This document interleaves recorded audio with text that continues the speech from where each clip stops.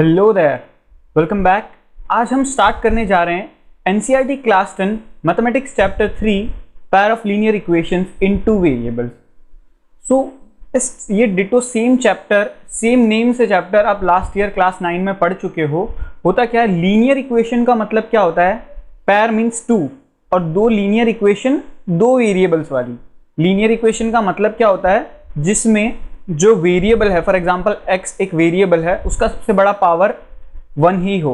x square अगर होता है तो वो लीनियर नहीं, क्वाड्रेटिक होता है। x क्यूब हो तो वो क्यूबिक इक्वेशन बन जाता है। वैसे ही सिर्फ x वाला टर्म हो, y वाला टर्म हो, जिसमें कोई पावर ना हो मीन्स पावर 1 हो, कुछ नहीं लिखा होता मीन्स 1, तो उसे कहते हैं लीनियर इक्वेशन। और टू वेरिएबल का मतलब यहाँ पर होता है x की तरह एक और वेरिएबल हो साथ में, जैसे y।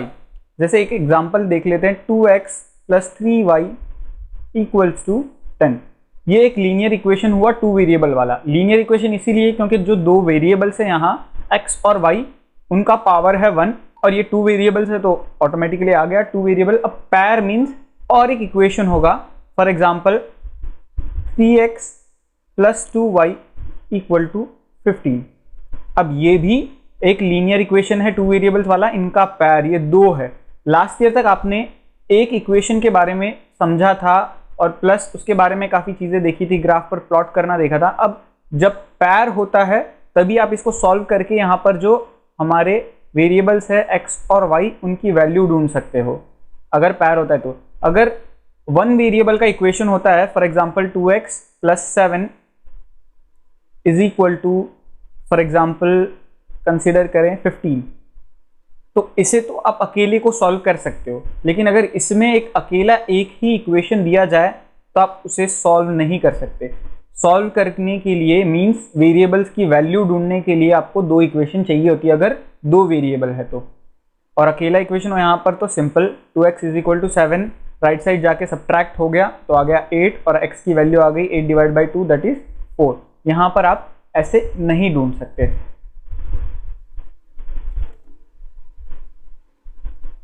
तो जनरल फॉर्म जो होता है लीनियर इक्वेशन टू वेरिएबल का, वो होता है ax + by + c = 0। तो यहाँ पर हम पेयर की बात कर रहे हैं तो ऐसा हम कंसिडर कर सकते हैं जनरल इक्वेशंस दो जो होंगे, a1 + a1x + b1y + c1 = 0, और एक दूसरा इक्वेशन a2x + b2y + c2 = 0, जहाँ a1x का कोएफिशिएंट और b1y का कोएफिशिएंट, यहाँ a2x का कोएफिशिएंट और b2y का कोएफिशिएंट, c1 और c2 कांस्टेंट टर्म्स। इस चीज़ के बारे में, ये जो जनरल इक्वेशन है इसके बारे में भी आप लास्ट ईयर क्लास 9 में पढ़ चुके हो।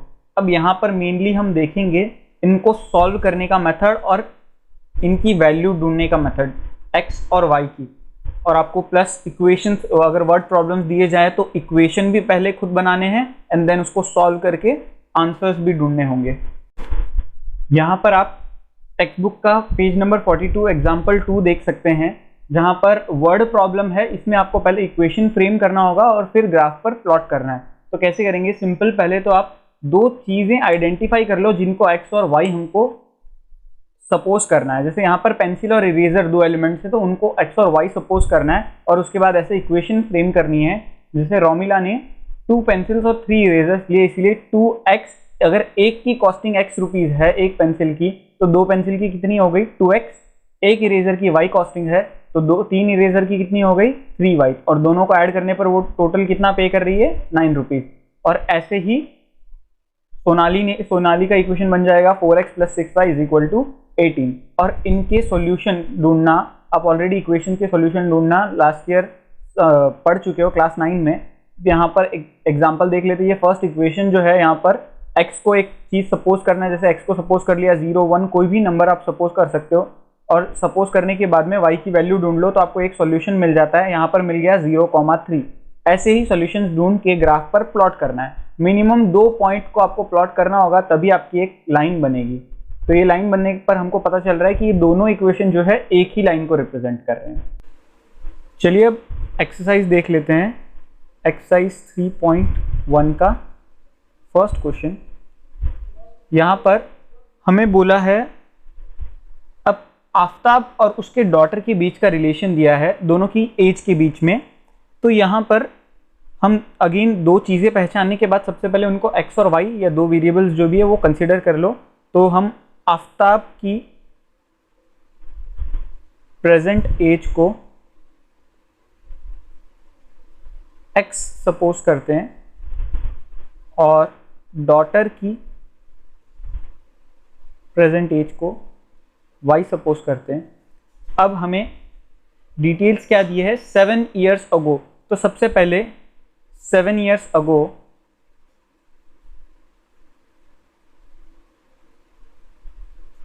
आफताब की एज क्या होगी,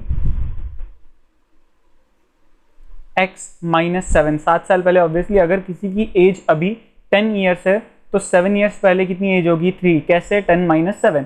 तो सिमिलरली अगर अभी प्रेजेंट एज x है तो 7 ईयर्स अगो क्या होगी, -7। क्योंकि हमें ये नंबर नहीं पता तो -7 हम लिख देंगे। और डॉटर की डॉटर की 7 ईयर्स पहले क्या एज होगी,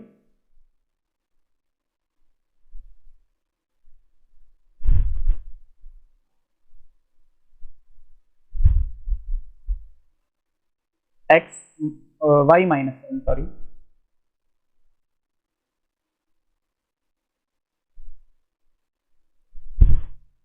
और दोनों के बीच में फिर 7 ईयर्स अगो का रिलेशन क्या दिया है, I will be 3 times as old as you. यानी कि आफताब जो है वो 3 टाइम्स डॉटर की एज के बराबर होगा। यानी इक्वल टू लगाने के लिए आपको 3 टाइम्स करना पड़ेगा। सिमिलरली एक और रिलेशन क्या दिया है,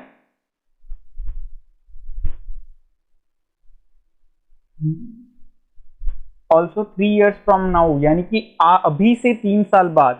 तो 3 ईयर्स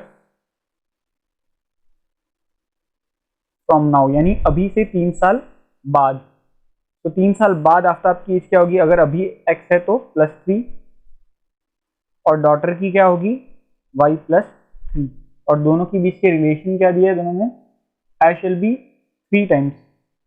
तो 7 टाइम्स इज ओल्ड। ओके, यहाँ पर 7 टाइम्स दिया है। 7 ईयर्स अगो पहले 7 टाइम्स है और 3 ईयर्स फ्रॉम नाउ में 3 टाइम्स है। पहले तो दोनों इक्वेशन को सॉल्व कर लेंगे। यहाँ पर x -7 इज इक्वल टू 7 दोनों से मल्टीप्लाई होगा, सो 7y -49। दोनों को मैं लेफ्ट साइड भेज देता हूँ। x 7y लेफ्ट साइड आ गया तो -7y। यहाँ पर दो नंबर्स है -7 और प्लस में 49। 49 नेगेटिव है, यहाँ लेफ्ट साइड जाने के बाद पॉजिटिव बन जाएगा।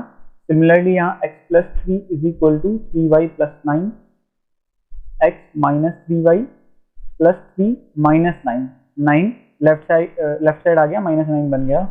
तो x -7y ये बन जाएगा +42 इक्वल टू 0 और ये बन जाएगा x -3y -6। तो ये दो इक्वेशन बन गए यहाँ पर हमारे। अब इनको ये एल्जेब्रिकली रिप्रेजेंट हो गया है और इसको ग्राफिकली करना है। तो ग्राफिकली कैसे करेंगे, हम सिंपली इनका सॉल्यूशन ढूंढो और ग्राफ पे प्लॉट कर दो। चलिए सेकंड क्वेश्चन देखते हैं, जहां पर बैट और बॉल के कॉस्ट के बीच में रिलेशन दिया है। तो एक क्रिकेट कोच है जिसने 3 बैट खरीदे, तो यहाँ पर बैट को हम कंसिडर कर लेते हैं, एक बैट का कॉस्ट कंसिडर कर लेते हैं x रुपीज और बॉल का कंसिडर कर लेते हैं y रुपीज। तो यहाँ पर कोच ने 3 बैट खरीदे तो 3x प्लस बॉल खरीदी 6, तो 6y इज इक्वल टू 3900। और वहीं पर एक और इक्वेशन देखते हैं जहां पर रिलेशन दिया है, later see by another bat and 3 more balls, यानी एक और बैट खरीदा और 3 बॉल खरीदे। तो इसका आ गया x बैट के हिसाब से plus 3y is equal to, इसका कॉस्ट पड़ा 1300। तो यहाँ पर इसके सॉल्यूशन की ओर देख लेते हैं। इसके सॉल्यूशन, एक सॉल्यूशन मैं दिखा देता हूँ आपको। सपोज करते हैं यहाँ पर हम y को 0 सपोज करते हैं या फिर y को 500 सपोज कर लेते हैं। तो यहाँ अगर पुट करते हैं x is equal two plus 500, यहाँ पर पुट करने के बाद 6 इंटू 500 जो कि हो जाता है 3000 is equal to 3900। 3000 right side जाके सब्ट्रैक्ट हुआ तो 3900 में से 3000 गया तो 900 बच गया। x is equal to 3 division में चला जाएगा, 900 डिवाइड बाई 3 इज 300। तो एक सॉल्यूशन हमको क्या मिल गया, 300, 500। ऐसे ही इसका देख लेते हैं हम। यहाँ पर हम y को सपोज कर लेते हैं 100 की जगह एक काम करते हैं, हम 200 सपोज कर लेते हैं, प्लॉट करने में इजी रहेगा। तो x plus 200 into 3 600 is equal to 1300। ये 600 राइट साइड जाके सब्ट्रैक्ट हो जाएगा, तो हमको मिलता है x 700। तो इसका एक सोल्यूशन हो गया 700, 200। तो इस तरीके से आपको सॉल्यूशन ढूंढना है और फिर इसे ज्योमेट्रिकली प्लॉट करना है, मींस ग्राफ पर प्लॉट करना है। आई थिंक आपको प्लॉटिंग तो आ जाएगी। यहाँ पर आपको परफेक्ट स्केल लेनी है, 100, 200, 300। सिमिलरली आप यहाँ पर भी प्लॉटिंग देख सकते हो, 100, 200, 300, 400। एंड देन आपकी जो सॉल्यूशंस मिले आपको, जैसे 300, 500 और 700, 200। 300, 500 आ गया, यहाँ कहीं अप्रॉक्सीमेट आएगा। And then 700, 200। तो यहाँ पर भी इसको आप चाहते रहेंगे तो, और फिर आपको कुछ 2 इक्वेशंस ऐसे लाइंस मिल जाएगी। ये मैं एक बार रैंडमली प्लेस कर रहा हूँ। इसी तरीके से आपको ग्राफिकली या ज्योमेट्रिकली पुट करना है। एल्जेब्रिकली तो ये रहे आपके 2 इक्वेशन बन गए थे, और ये हो गया ग्राफिकली या ज्योमेट्रिकली, जहां पर आप यहाँ पर जो इक्वेशन जिस लाइन का है, जो लाइन जिस इक्वेशन की है, वहां पर आप खाली नाम लिख देना, x plus 3y is equal to 1300। ये एक का हो गया, या सेकंड का 3x plus 6y is equal to 3900। I hope आपको सारे कंसेप्ट क्लियर है।